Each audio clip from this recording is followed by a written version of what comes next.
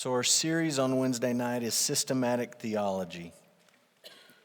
And we started off talking about the doctrine of revelation. How do we know true things about ourselves, about God, about salvation?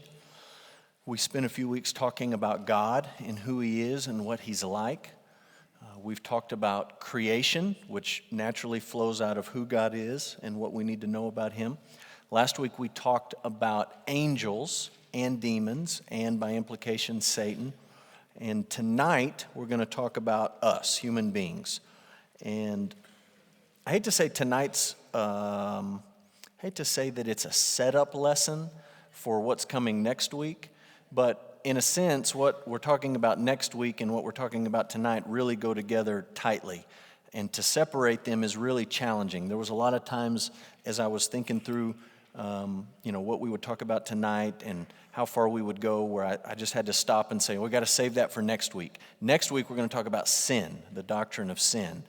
And tonight, we're going to talk about the doctrine of who we are as human beings, being anthropology, as we're calling it tonight. And so next week and tonight's are really, really tightly connected. The word anthropology, it gets used in many different ways. Just a couple of examples. Maybe you've heard of cultural anthropology. I took a cultural anthropology class as one of my missions seminars in my PhD program. Cultural anthropology is sort of looking at human beings in cultures, in societies, and looking at the differences between different cultures and looking at developments within certain cultures. So that's one way you may hear the word anthropology used. Sometimes it's used in a biological sense to talk about human beings and their physiological characteristics and their makeup. And in some circles, you would even hear it sort of used to describe their evolution and how they've changed over times. And so you could talk about biological anthropology in that sense. We're using it tonight in the theological sense, obviously. We're talking about systematic theology. And what we're saying is we want to understand what the Bible says about us. Who are we as human beings, and what do we need to understand, and why does it matter? If you were here in the fall, you know that this is a central worldview question. This is not an unimportant issue to tackle and to understand. Every major religious system, every major worldview, every major philosophy has to answer this question in some way, shape, or form. Who are human beings? What are human beings?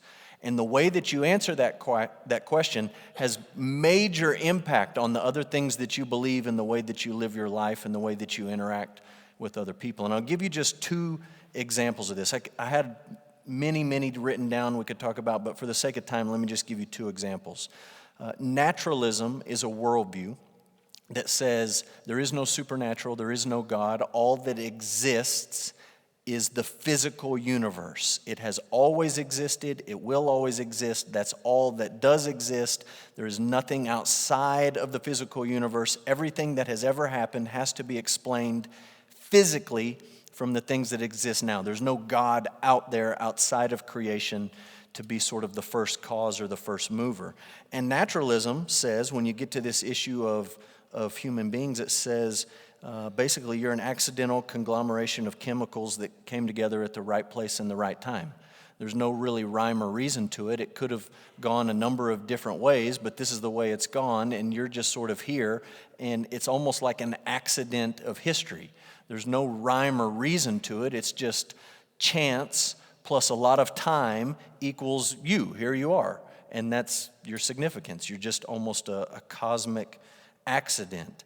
And to further that, they would say all those things that you think you feel, all those emotions that you think you feel, all those things that you're passionate about and serious about, those emotions are sort of like a phony thing. They're a faux thing. They're not real. It's just chemicals firing in your brain, creating this illusion that you feel a certain way. And we talked about this in the fall. That's, to me, not very intellectually satisfying at all. To say to somebody who is in love with another person, you really don't love them. That's just dopamine and this reaction in your brain and all of these things going off. It's just sort of an illusion. That doesn't really intellectually or emotionally or spiritually satisfy anybody. But that's what naturalism says about who you are. Here's another example, and I know that the example I'm about to give you is kind of preposterous, but I picked it for that reason to make my point. Scientology. You've heard of the Church of Scientology. This is one of their main locations in Los Angeles. It's this nice blue building. And Scientology says to this question, who are human beings? They say, well, once upon a time, there was this spiritual race of creatures called Thetans, Thetans, Thetans. And the Thetans sort of got bored, and so they decided that they would create a game. And the game that they created was the universe, the physical universe, and the earth and people on it. And they created this game to sort of occupy themselves. But then they got bored with the game. Play a game for a while, it gets boring. And they said this game would be a lot funner if we weren't just sort of playing it and manipulating it, but we entered the game. And like we became the people in the game. And so the Thetans, who created everything, no explanation of where they came from, but they created us, physical world. They entered this game and took on sort of bodies. And they played the game for a while, but then something really bad happened. They forgot it was a game, and they forgot that they were Thetans. And now every physical person has a Thetan inside of you, and you need to get it out. You need to wake up to the fact that you're not a human, you're really a Thetan. And one of the problems is these Thetans in these bodies have been, this is their terminology, they've been crusted over or covered over with engrams. And engrams, think of like, you ever seen a boat with barnacles down on the bottom underneath the water? Think of engrams as like spiritual barnacles. They're just sort of like this spiritual thing, they cover you up. And so Church of Scientology has something, thankfully, called an e-meter. And you hold these two metal things, and wires go into this blue machine, and they ask you sort of counseling questions and talk to you, and the little dials, start doing stuff. And they say, okay, you've got engrams here. We need to get rid of those, and they have ways to do that. And the goal in all of that is sort of to be released from this game that you're stuck in and to return back to being an operating Thetan, a functioning Thetan. And you listen to that and you say, that is the most ridiculous thing that I've ever heard. And I know it's ridiculous, and I bring that one up as a very stark contrast to what we're going to talk about tonight, to say, if you buy into that worldview, naturalism or Scientology or any other philosophy or worldview that has a different answer than the scriptures about who are we as human beings, you end up eventually in a very, very different place than where we're going to end up tonight. All of these doctrines we're talking about, whether it's a doctrine of God or the doctrine of angels or the doctrine of who we are or sin or salvation, all the stuff we're getting to, it's all connected. And you can't just say, well, I'm going to have this one, but I don't want that one. You can't come to the scriptures and say, well, I want to believe what the Bible says about God and salvation, but the stuff about who we are and human beings and how we ought to live and sin, that stuff sort of makes me uncomfortable. It's a package deal, and it's all interconnected. And all of it is affected by these different things that you believe. So here we go. What do I need to know about anthropology from a biblical perspective? Number one, humans are created beings. We are created. That means right out of the gate that our origin involved intentionality and purpose. Our beginnings, our origin as humans, at the very root of that, God creating us, there's intentionality behind it and there's purpose behind it. We are not, as naturalism says, just this cosmic accident that happened to show up, sort of trying to figure out our meaning and our purpose. Look, if you believe that you're a cosmic accident and a long product of chemical reactions over millions and billions and trillions of however many of years, then you're pretty much free to come up with any purpose for life that you want to come up with. I mean, make it up, invent it, dream it up, whatever you feel like, go for it. But if we're created, then from the very beginning there was intentionality behind that, and there's purpose built into who we are as human beings. Okay, next, we are finite creatures. And the opposite of that, as we talked about who God is a few weeks ago, would be to say God is infinite, right? He is infinite. We are finite. God has no end. He has no limit. We do. We're finite. And I want you to look at these two verses. Psalm 144, verse 4.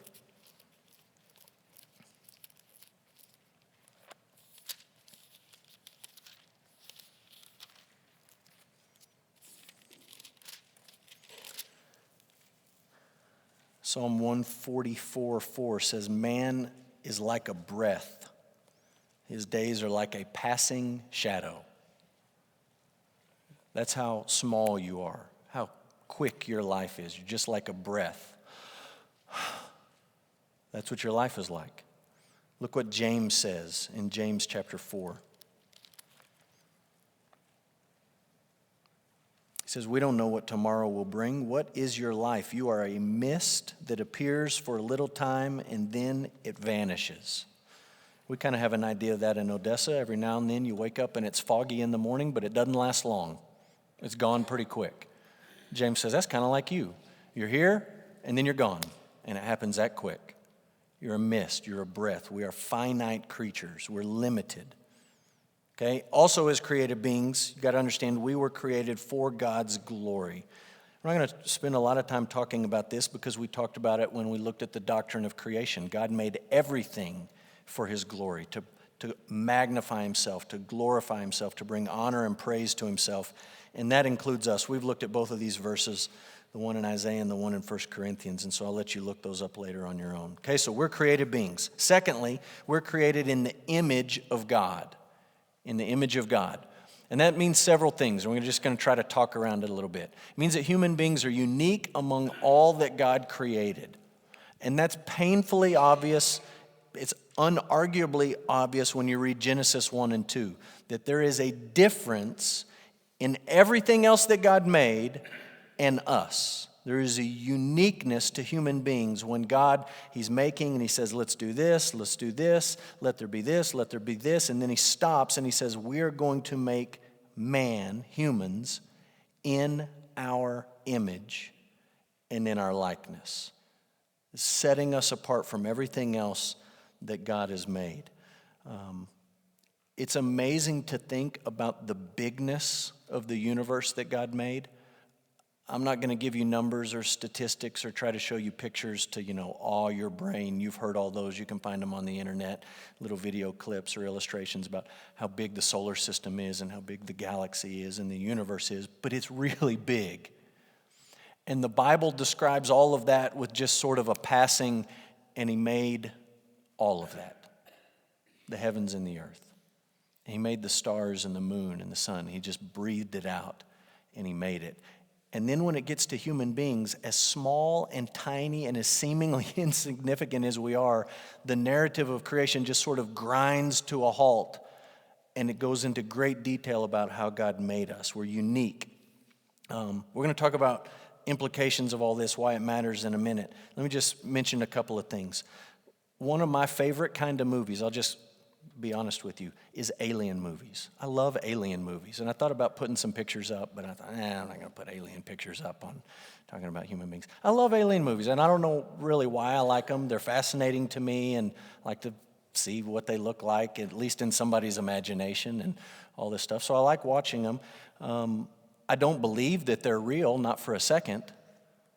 And I know that there are a lot of people who spend a lot of time and a lot of money searching for them, looking for them, sort of pinging for some sort of signal or feedback out there.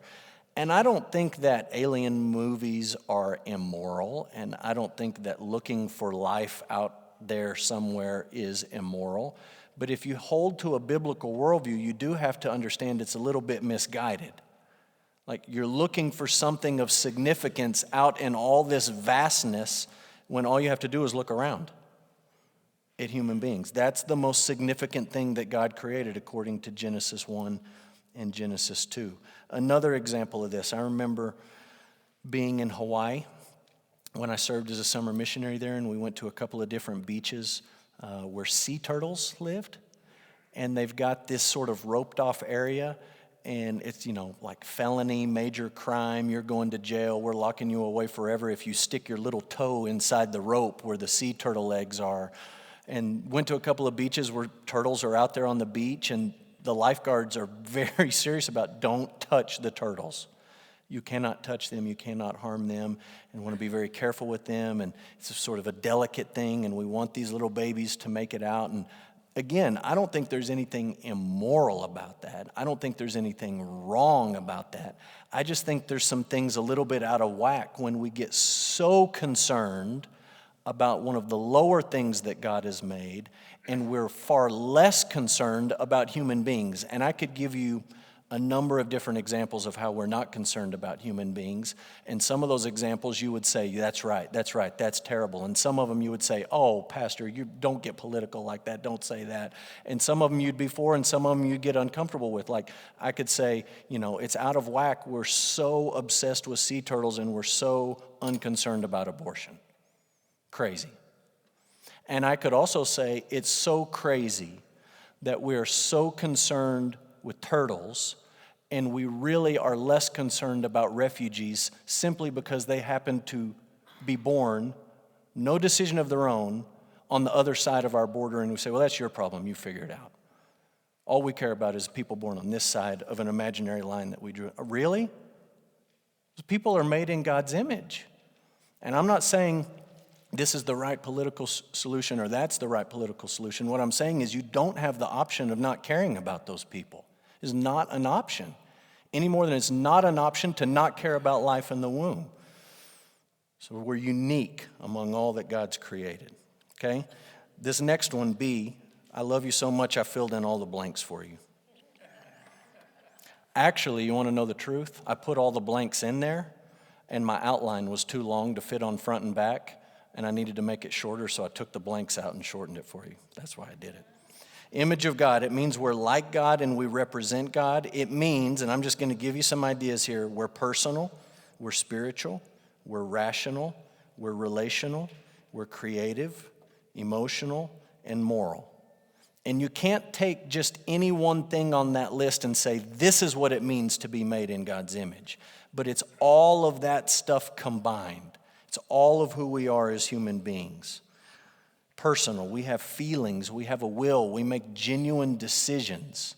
That's being like God. God does those things, we do those things. We're spiritual. We have an ability to connect with God, and we have an innate desire to connect with God. People do it in misguided ways, the Bible says, but we all have this desire and this understanding that there's something out there that we should connect with. Emotional, we feel different things. The Bible, if you've read the Bible, it describes God feeling a lot of different emotions, and we feel a lot of different emotions. We're like God in that sense. We're moral, meaning we know right and wrong intuitively, and we naturally can feel empathy with some people in certain situations. In all of these ways, it means we're created in His image. We're in His likeness. Okay? C, this is important. God wanted human beings to have a physical body. Genesis 2. Genesis 2. Look what the text says in Genesis 2. Verse 7, it says, Then the Lord God formed the man of dust from the ground and breathed into his nostrils the breath of life, and the man became a living creature. Genesis 2 sort of revisits this last day of creation from Genesis 1 and gives us sort of a zoomed-in picture of what happened. And there's a difference here. On a lot of these days of creation, God is speaking things into existence, right? They're coming out of nowhere. He's speaking them. Let there be light, and boom, there was light. Let there be this, and it happens. And He does it differently on this day. He does say, let us make man in His image, but Genesis 2 explains He scoops up physical stuff that He made, and He uses something physical to make us part of who we are. And a lot of times we have this idea that we just have a body now and we can't wait to get rid of it, and we can't wait to be this spirit floating up in the sky, and we're just sort of trapped here now, and it's an unfortunate thing. But from the very beginning, God wanted us to have a physical body. And in the end, we're going to come back to this doctrine later, you are going to have a physical body. You are not going to be a spirit floating around up in the sky forever. In the end, your spirit, your soul, will be reunited with a resurrected body. And it's going to be different than the one you have now, but it is going to be very much physical, as pictured in Jesus' resurrection body, where he sort of enters rooms, it looks like, passing through the walls almost, but then he says, give me a piece of fish, and he eats it. And it doesn't just go straight down to the floor like, he's some sort of ghost, but he eats it. It's physical. And God wanted it to be that way. He created people, human beings, with these physical bodies, and he said it was very good. Okay, one last idea here. The image of God was not lost in the fall of man. It's marred and it's affected by sin. We're going to talk about that next week, but it was not lost. And I gave you a verse in Genesis 9. That's after Noah gets out of the boat, after the flood, and God talks about the image of God in human beings. It is not lost. It's still there in humanity. And James says the same thing in James 3. He talks about us cursing people who are made in God's image. And so we still bear this image of God. Now, I'm going to put something on the screen. This was not on your sheet. I didn't have space for it on your sheet, but I'm going to put this chart up on the screen. And I know some of those words are kind of small. Just going to say a real quick word about this. A lot of times I read books or I hear people speak, and they take these different words, body, flesh, soul, spirit, heart, mind, conscience, and they try to sort of differentiate each one of them as something totally separate within you as a human being. And they try to say, okay, your spirit is this, and your soul is this, and your conscience is this, and your heart is this, and your mind is this, and they try to divide it up all real neat-like, okay, like a chart, like I put up there. And here's what I'm telling you. There's some distinction among these different terms, right? Different emphases that are present in the biblical text. But they're all used in overlapping ways. So if you're reading something and it's saying to you that this is your soul and this is your spirit and they're two separate things, you just forget that nonsense. The Bible uses those words interchangeably in the Old Testament and in the New, and you can't draw a hard line between that and say soul is one thing, spirit is another thing. They all overlap in different ways, and at the same time, they all sort of have a different emphasis for what the text is usually talking about. One last thing I'll mention here before we move on to male and female is one of the most interesting things I read this week. This is really getting in the weeds, but it was so interesting to me, I just thought I'd mention it. It's not on your notes. There's a debate among Christian theologians that's been going on for hundreds of years about where does your soul come from? You have maybe never thought about that question. Where did my soul come from? And best I can tell, there's three different viewpoints that have been argued throughout church history.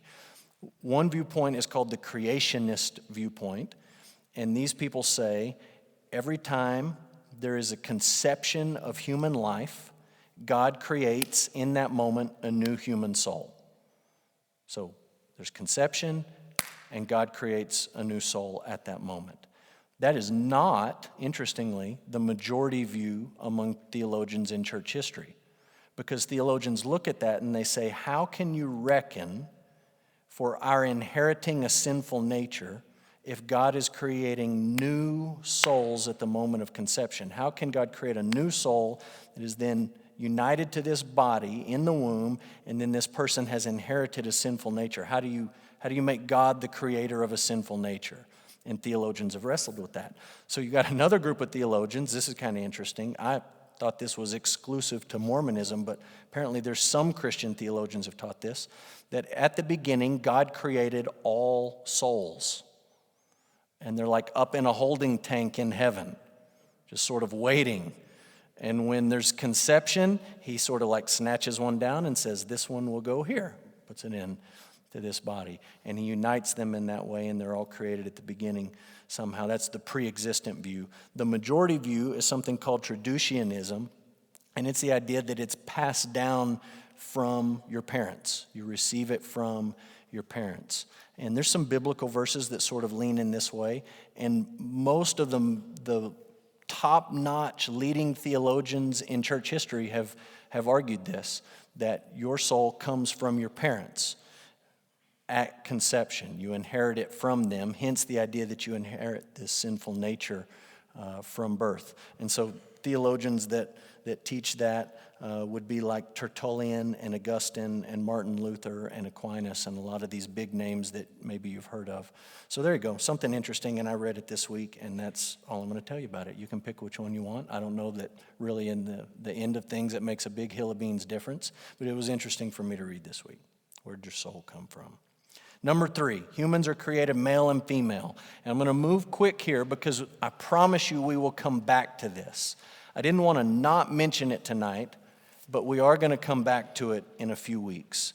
The Bible teaches that men and women are equal with different roles. And the viewpoint that I'm going to argue for briefly tonight and much more in depth in a few weeks is something called complementarianism. That men and women complement each other in the roles that God has given them.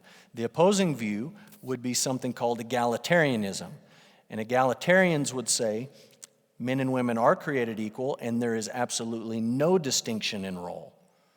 There's no difference in what they ought to do or can do or are called to do, being male or being female. And I would argue for the position that says they are fully equal, completely and totally equal in God's sight, both created in his image. Genesis 1:27, let us make man in his image, and male and female he created them, both equal. But that in the creation story, Genesis 1 and 2, especially 2, God gives men and women different roles to fulfill. And the key to this argument from a complementarian perspective is to say Genesis 2 comes before Genesis 3. So these differences in roles are not just a result of sin entering the world, and now we have conflict, and men are mean, and women are snarky, and we have all this fighting. But it's to say God built these roles into creation, and that's part of who God created us to be. And I think when you read the Old Testament, and then you read the New Testament, and you put those together, I think the Bible is saying this is built into what it means to be created in God's image.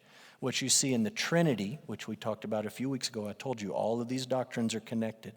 In the Trinity, you see 3 persons, completely equal, all God, with different roles.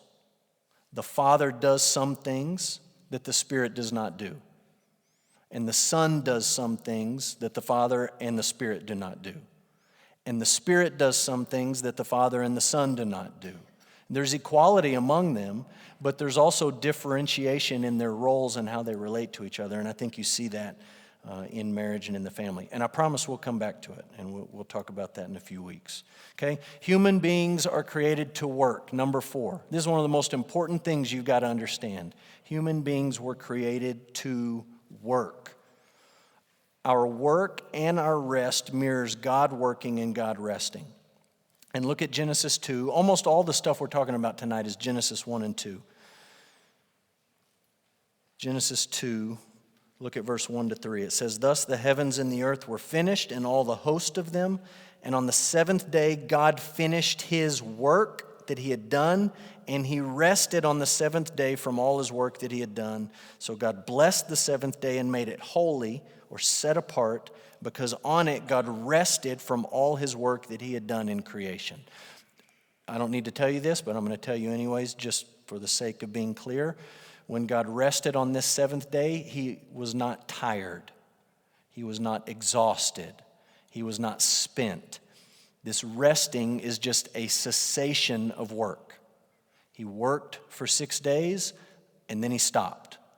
And he's setting this pattern for us, and you see it in the 10 Commandments, right? When Moses gives the 10 Commandments to the people, he says to them, 6 days you will work, and on the 7th you will rest. Why?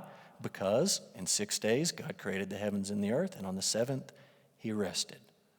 And then it's changed actually in Deuteronomy when the 10 Commandments are repeated, and Moses says, 6 days you will work, and on the 7th you will rest, for God brought you out of Egypt and he saved you. And the idea is not only do you remember creation, but you remember your salvation on this 7th day.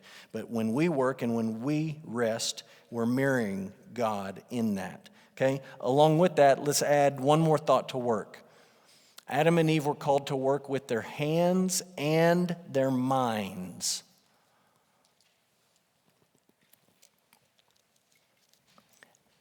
And both of those are God-honoring work. Okay? Some of you say, the work I do is work with my hands. And some of you say, well, the work I do is more sort of with my mind. I don't really sort of get my hands dirty. It's not really hands-on stuff. It's just sort of mental work. And whatever kind of work that you do, whether it's paid or not paid, if you're working with your mind or you're working with your hands, that is work that honors God. And sometimes we have a tendency, those of us who work with our minds, to look down on people who work with their hands as if that's like inferior work. It's not as important of work. Anybody can do that kind of work. Well, first of all, not anybody can do that kind of work. And secondly, that's God-honoring work with your hands. And sometimes, let's be real honest, people who work with their hands look at people who work with their mind and say, oh, you never worked a day in your life because you don't use your hands. And that's not a biblical attitude either, because working with your mind is God-honoring work. And so look at Genesis 2. Look at verse 15. Here's work with your hands, okay?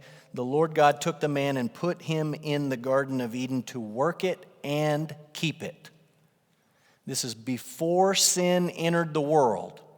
And God is saying, I've given you this garden, but it is not going to keep itself. So you're going to have to get in there and you're going to have to work it.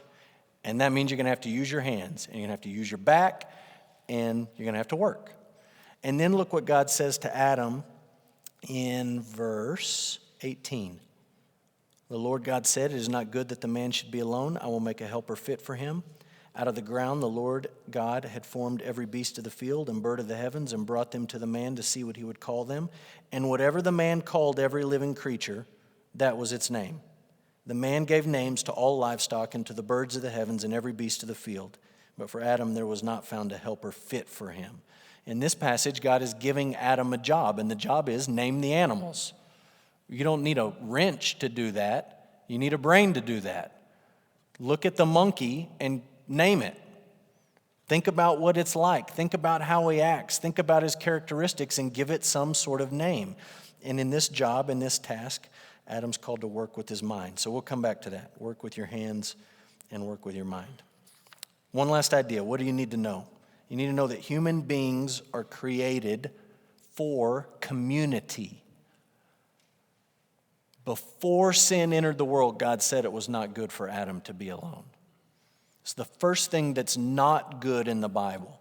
And if you're paying attention, sometimes we don't pay attention because we're so familiar with the Genesis story of 1 and 2, we miss it. But you're reading through it and it says, God said, let there be this, and there was this, and God said that it was good.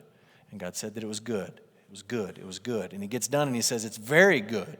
He likes it. It's perfect. There's nothing wrong with it. And then all of a sudden you get to chapter 2. No one has sinned. Adam has not rebelled. Eve has not listened to the serpent.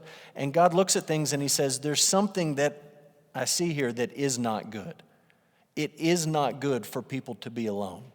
And so he creates someone to be with Adam. And again, this is mirrored in who God is, right? As a Trinity. He has never been alone. The Father has never been lonely. The Son has never been lonely. The Spirit has never been lonely. He exists in this community. And if we're made in His image, we're created to exist in community too. So when you think about the monks who say, I'm withdrawing from the world and I'm going to live all by myself, you say, well, that's not why God made you. He didn't make you to go live all by yourself. When you think about the person, you probably don't know many monks, but you probably know people who say, yeah, I don't need to go to church. I just go, I go out in nature and just get by myself and it's just me and God. Well, there's nothing wrong with you and God getting together out in nature, but you weren't created for it to be just you and God. You were created to live with other people in community. So sometimes in the United States, we have this individualism that is not exactly biblical. You were created to live in community. Okay? We'll end with this. Why does it all matter? Why do I need to know these things about anthropology? Number one, you were created, we said you have purpose from the beginning. Created to enjoy God, to imitate God, to glorify God, and to represent God.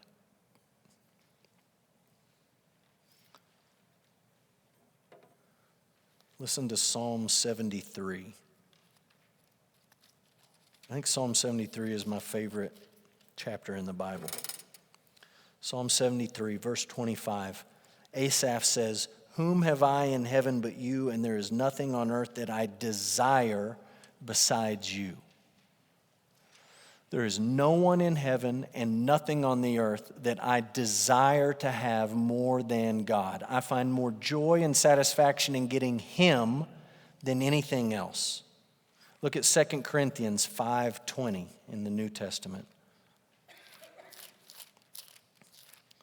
2 Corinthians 5:20 says, "We are ambassadors for Christ. God is making His appeal through us. We implore you on behalf of Christ, be reconciled to God." Paul's saying we're representatives of God. We're His ambassadors. We speak for Him, we live for Him, we represent Him. You can look at that list of things that you just filled in, and you can flip them upside down, and you can see pretty good descriptions of what sin is, right? You were created to enjoy God. Sin is when you try to find joy outside of God. You're created to imitate God. Sin is when you imitate creation rather than Creator. You're created to glorify God. Sin is when you exalt anything that God has made, anything that exists, yourself, a statue, money, an idea, an ideology, anything above God, and you glorify it over Him.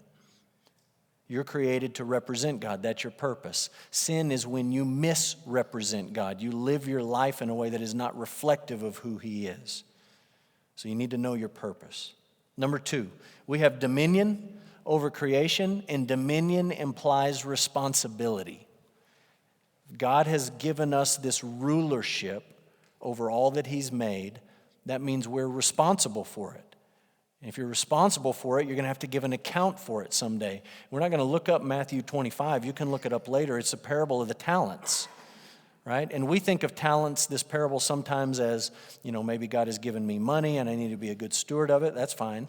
We say, well, God has given me certain gifts and abilities. I'm going to have to give an account for how I use those. That's good. That's fine. But collectively, we've been given this responsibility to have dominion over the world that He made. And collectively, and you're part of that collective, we're going to have to give an account for how you exercise that dominion. So sometimes Christians have a tendency, because many Christians in this country tend to be right-wing, and we have a tendency to laugh at the left-wing crazy tree huggers as just being crazy people. And they're kind of crazy, no doubt about it. But as Christians, you don't have the option of not caring about creation. You have to care. The outcome of that may be a little bit different than some on the left would want it to be, but you have to care. You don't have the option of just saying, just use it and abuse it, it doesn't matter. That's not part of who God has made us to be. So you have to care. You have to care for people. You have to care for things that He's made. We have responsibility and we'll give an account. Okay, number 3. We are not free to invent our own categories of sexual orientation, gender identity, or acceptable relationships. And you could add a number of things to that list, but that covers a decent amount of ground. We're not free to invent those things. It's not our place to just sort of make them up as we go, to add to this ever-evolving list of who you want to be and how you want to identify and who you want to be with and how you want to live is not ours to make. One argument that you'll hear about, people make this argument, and I read it on Facebook or you read it in books, people say, well, Jesus never said anything about gay marriage. Jesus never said anything about homosexuality. Jesus never said anything about all of these issues that we're wrestling with today. Paul, the male chauvinist crazy guy, he had a lot to say, but Jesus never said anything. To which I say, baloney. They came and they questioned Jesus right at the end of His life about marriage. And they're trying to trap Him, and they're trying to be cute, and they're trying to come up with their own definitions of how things work, and they're trying to make Him look silly for the position that they thought He would take. And they say, hey, how's it going to work if, this woman and she's married to these different guys and divorced, and make sense of all this. And one of the things Jesus said to these people who are trying to be cute when it comes to sexuality is, have you not read from the very beginning that He made them male and female? And that what God brings together you should never separate? There's a purpose in it. There's an order built into how God made us and who He made us to be. And you or I or anyone else is not free to play with that or to toy with that. You can read that in Matthew 19. Look at Romans chapter 1. Yes, this is Paul. It's not directly red letter Jesus. But if you were here the very first week, we talked about the doctrine of revelation and what we believe about the Scriptures. We don't believe that the red letters in the Bible carry any more weight than the black letters because we believe the Holy Spirit of God inspired all of the letters. So this is authoritative. Romans 1, verse 26. For this reason, God gave them up to dishonorable passions. Their women exchanged natural relations for those that are contrary to nature. Men likewise gave up natural relations with women and were consumed with passion for one another. Men committing shameless acts with men and receiving in themselves the due penalty for their error. Since they did not see fit to acknowledge God, they did not acknowledge their Creator. They denied this idea that there was a Creator behind all of it. He gave them up to a debased mind to do what ought not to be done.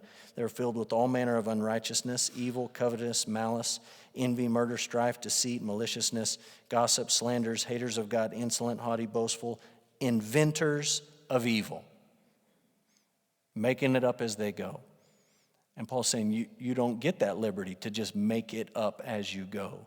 And I assure you, those who disagree with this on this issue are making it up as they go. And I'll give you just one example of that, okay? Making it up as they go. The progressive mindset today would say to you, you do not have the ability to change your sexual orientation and who you're attracted to. It is part of who you are. It cannot be changed. And they've been making this argument for a long time to say, you're born this way. There is not a thing that you can do about it. And yet, as this sort of idea has continued to evolve, they would say today, your identity, your gender identity can be a fluid thing. It can sort of lean one way one day and lean another way another time, and it doesn't stay the same. It can change. Your orientation can't. But your identity and how you identify can. And then they take it a step further to say your biology most certainly can be changed. Physically, we can change it. If you want to change it, change it. You don't have to keep it the same. So you say, wait a minute, some things I can't change. Some things I can kind of change. Some things I can change. And you look at this and the inconsistency and you say, they're making it up as they go.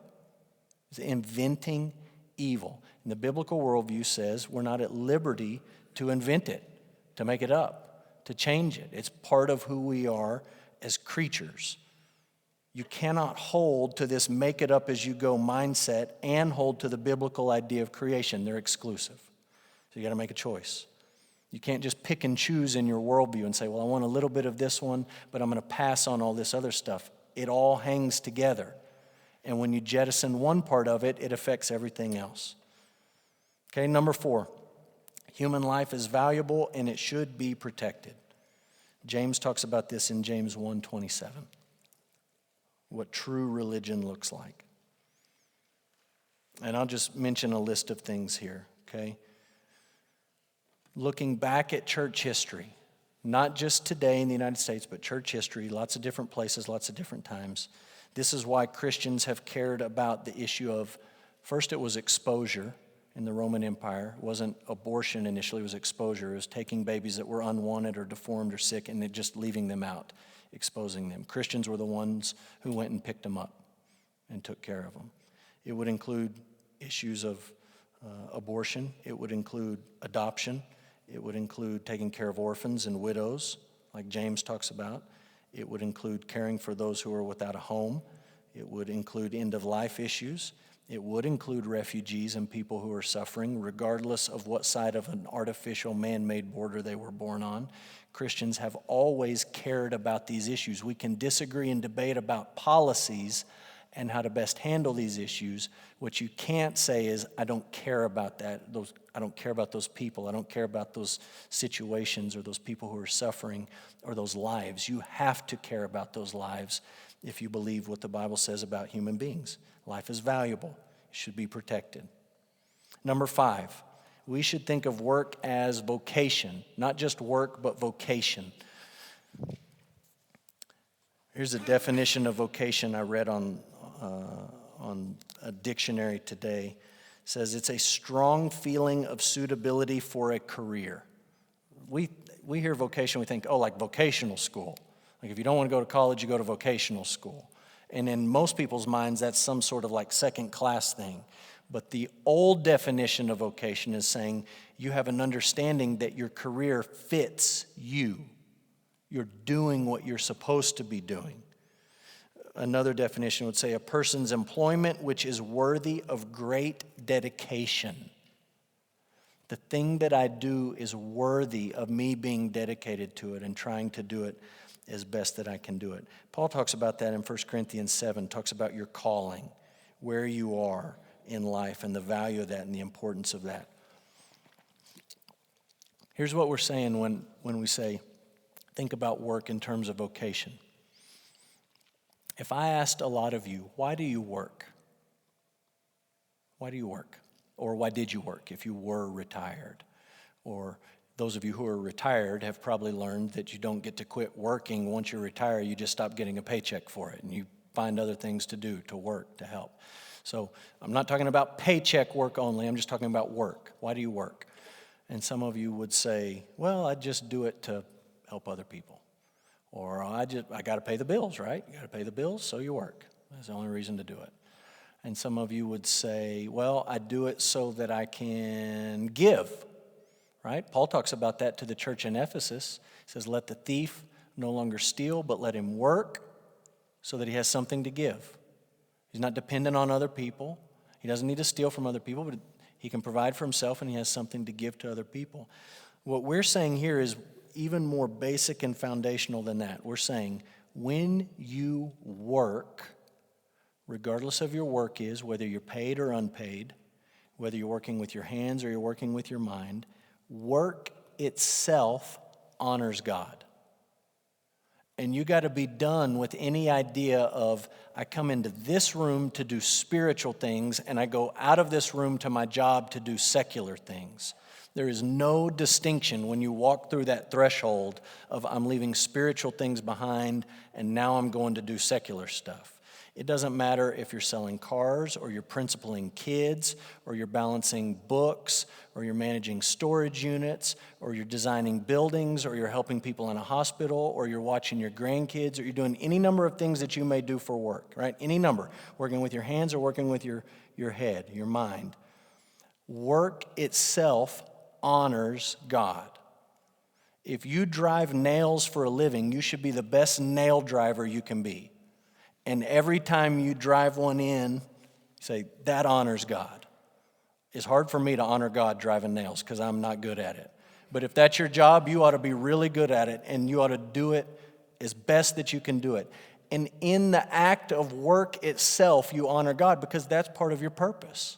That's part of what you were created to do. Every one of you knows men or women who have come to retirement and they retire and they say, well, now what do I do? I don't have any purpose. I don't have any, And every one of you have visited people in a nursing home who physically can't work. Again, I'm not talking about paycheck work. I'm just talking about work. They physically can't do it. And you talk to them and what do they say? They say, I just feel useless. I just feel like I have no purpose. I have no meaning. I can't do anything. That's not just old people throwing a pity party. That's old people saying to you, work is important, and it honors God when you work. Not just when you preach sermons and do quote-unquote spiritual things, but when you do your job and you do it with excellence. Work matters. It's important, and it honors God. Last idea is this. Jesus, we'll talk about this in a few weeks, but Jesus is the truest picture of a human being. John 1:14, the Word became flesh and he dwelt among us. Philippians 2, he humbled himself and he took the form of a servant. He appeared in the likeness of men. The one who made us in his image eventually took the form of the creatures he made in his image and lived among us. And when you read Genesis 1 and you read that he makes us in his image, you realize that's a total setup for what's coming in the New Testament. When the Creator doesn't take the form of a cow, doesn't take the form of a mountain, but he takes the form of the one creature that he made in his image. And he shows us in his life what it looks like to be truly and fully human. And we'll talk more about that when we talk about who Jesus is. I've given you a whole list of books. You can look at them, and I'm just going to mention one of them tonight. The rest of them are up here if you want to flip through them or you want something to look at. This is one of my most favorite books I've read in the last, let's say, 2 or 3 years. It's called Every Good Endeavor.